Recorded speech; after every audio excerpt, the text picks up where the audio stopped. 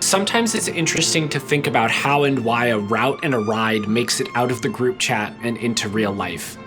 And today the things that got us out were the prospect of pizza, the opportunity to take our bikes on a boat, and the excitement of checking out a place that was new to us.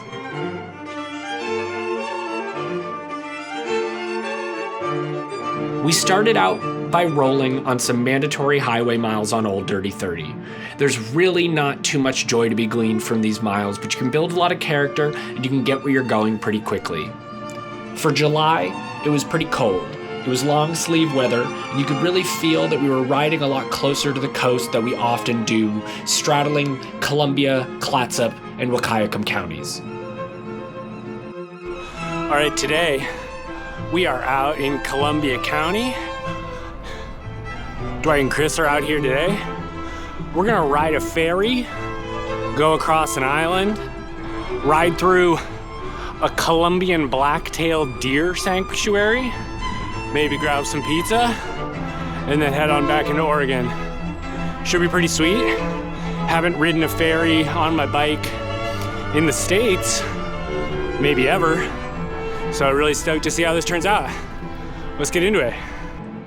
Also, please excuse my fumble there. What I meant was the Columbian white-tailed deer, which is an endangered species that inhabits in present day approximately the area along the Columbia from where the Sandy River meets the Columbia all the way out to Astoria. We kicked off this ride from author Raymond Carver's birthplace, and we were headed northwest to Westport to take our chances on catching a Wahkiakum County ferry, heading across the Columbia, and rolling our bikes to points unknown to us. In this particular ride, what happened to get us on this route was something that my buddy Chris said. He asked if we could have a ride that had some food in the middle, and this was something that I'd actually love to crowdsource to some of y'all.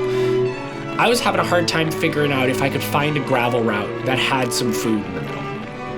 I of course thought about some loops around Lost Lake where we could stop at the concessionaire up near the lake, but I'd love to know if you have any routes in your back pocket that take you into the woods but offer you the opportunity to eat some hot food in the middle. Partially because I'd love to ride them, but because I was trying to find an adventure that checked those boxes, we ended up on this route, which is something that I've been holding in my back pocket for a while. I haven't spent a lot of time riding in this part of the state or the region, and I knew it would require a little bit more logistical lift with the ferry crossing, but would definitely offer us the opportunity to eat some snacks in Cathlamet on our way to or from the wildlife refuge. Some of these side roads off Highway 30 were more or less appealing, with this particular one serving as a place where people left cars, boats, trash, and was sometimes used as a place for folks to live. So this morning we just kept it pleasant with the locals, kept it moving, and made our way over this makeshift bridge as we rolled into Westport to await our ferry to the other side of the river. Speaking of Raymond Carver, he once wrote, "There isn't enough of anything as long as we live, but at intervals, the sweetness appears, and, given a chance, prevails." And I like to think that by going on adventures like this, sometimes what we're doing here on our bikes is trying to lengthen the intervals of that sweetness as we discover new things and learn more about ourselves and others. When we rolled onto the ferry, we found the people who work on the Wahkiakum County Ferry to be delightful, well-informed, and more than willing to chat about the wildlife along the way.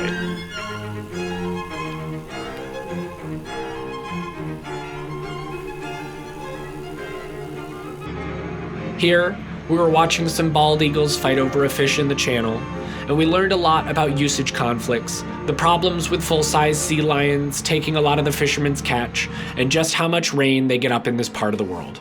This ferry has been running since 1925, and it's the last remaining ferry across the lower Columbia, so it's a great opportunity to catch a boat and see some new territory.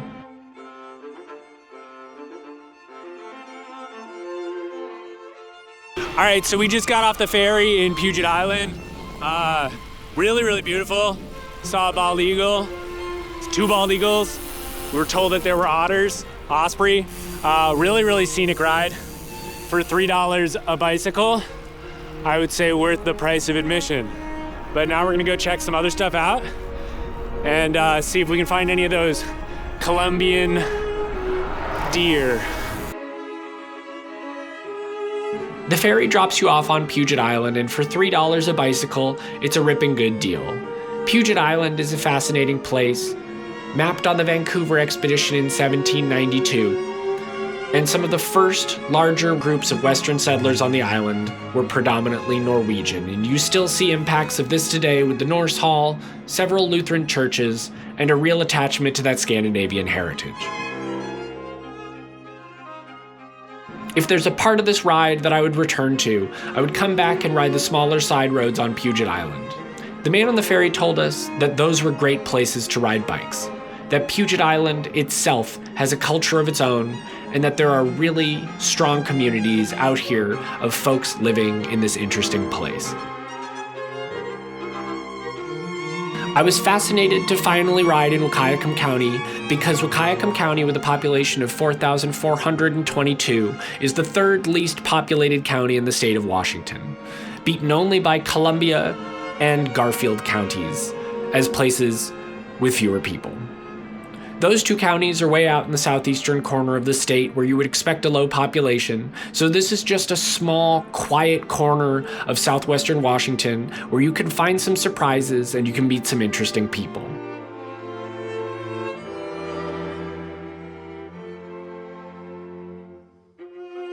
After we landed in Cathlamet and got rolling out into Wahkiakum County, our route headed us out towards the Julia Butler Hansen Refuge for the Columbian white-tailed deer, which was founded in 1971. It's named for Julia Butler Hansen, a politician from the area who spent most of her life living in and around Cathlamet. Julia Butler Hansen is beloved in Southwest Washington. The bridge that we crossed coming from Puget Sound into Cathlamet was also named in her honor. She was of historic note as the 2nd woman to ever be elected to Congress from the state of Washington, as well as the 1st Democratic woman. It's a name that I had often heard, having worked further south in Clark County for a couple of years, but I wasn't really familiar with much of the history behind her or her name. So my visit to this refuge gave me an opportunity to learn a little bit more about all of this.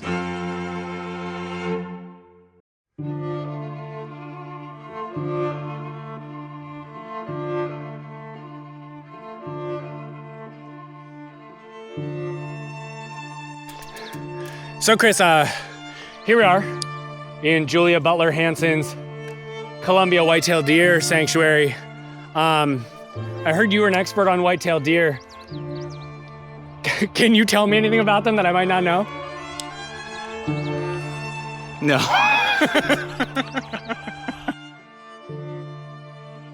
I was really shocked by just how small the range of this deer is, which makes sense as to why this refuge was put together. This refuge rolls you through some wooded and marshy areas in this tidal landscape as the Columbia nears the sea. We talked to a man who was walking his dog down on a breakwater who told us that we were about equidistant between Longview and Astoria, and when he wanted to go to get groceries or go to the doctor, he had to choose from one of those 2 places. So that really gives you context as to how far out we are and just how close to the ocean this all is.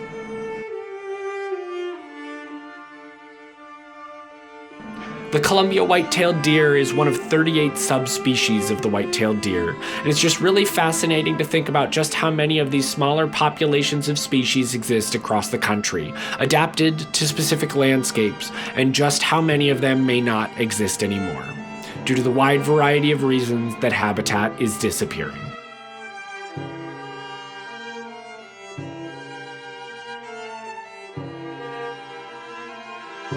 Our route wanted us to go here on this double track through the refuge, but it was pretty clearly no bikes allowed, and I might be a stickler for the rules here, but a wildlife refuge is for preserving wildlife habitat, and I certainly am not trying to scare any deer or birds or any other animals off during what is an important season for them.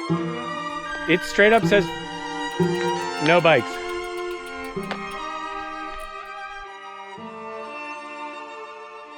We stayed here by the water and watched a cargo boat pass by and just thought about what a beautiful place it was.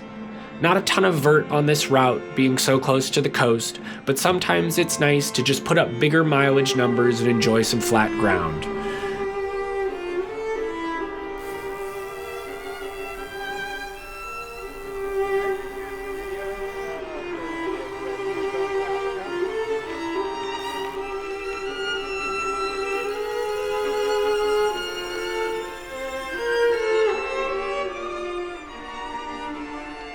As we headed back to Cathlamet to find a bite to eat, I couldn't help but find myself looking up at those wooded hillsides and thinking that there are probably more roads to run out here and interesting places to ride. So, if you have any suggestions for routes out here in Columbia, Clatsop, or Wahkiakum County, I'd love to check them out.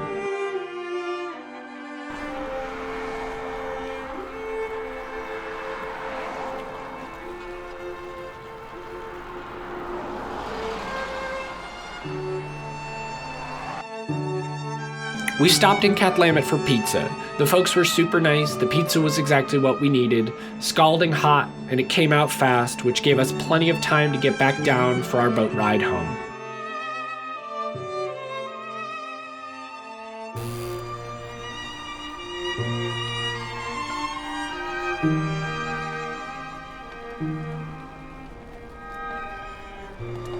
Crossing back across the Julia Butler Hansen Bridge onto Puget Island, I was thinking a lot about how this place was so important to the end of the Lewis and Clark expedition, where this island was referred to as both Sturgeon Island and Sea Otter Island by Clark.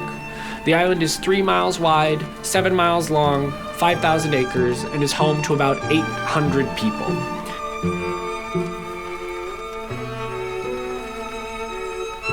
And it seemed, on a beautiful day like this, it was a pretty popular place for people who were out riding their motorcycles and for locals who were headed from and to points in the region.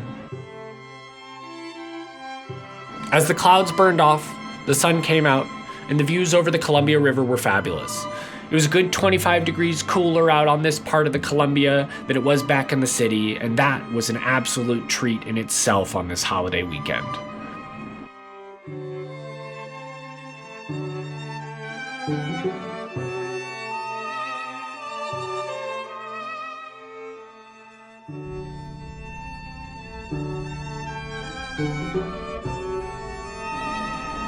If you're planning on doing a ride out here, I'd recommend giving the automated ferry service line a call to make sure that there isn't anything wrong with the ferry. When I was doing some research beforehand, it looks like sometimes, as you might imagine, the ferry can just randomly be out of service, and that would be a real disappointment if you're trying to make a day of the whole thing. There's also not a ton of shade on the boat or in the wildlife refuge, so pack your sunscreen and make sure that you're taking advantage of some really fine views as you go across the river.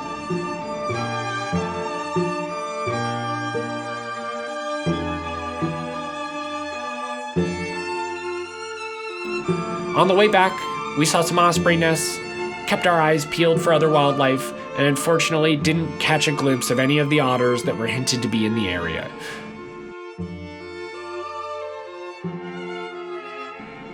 It looks like it would be a really nice place to put your kayak in and to check out some of the quieter back channels and tributaries of the Columbia River.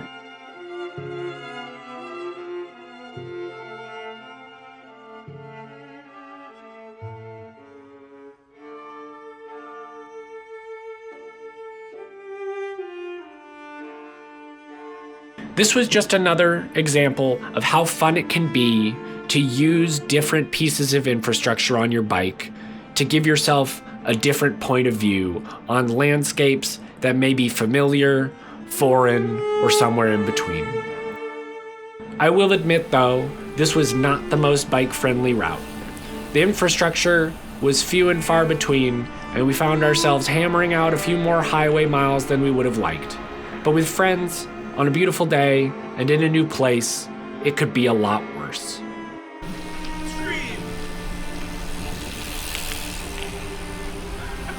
What I talk about when I talk about cycling. Chin chin. And as we rolled back into town, we felt pretty good about what we'd accomplished.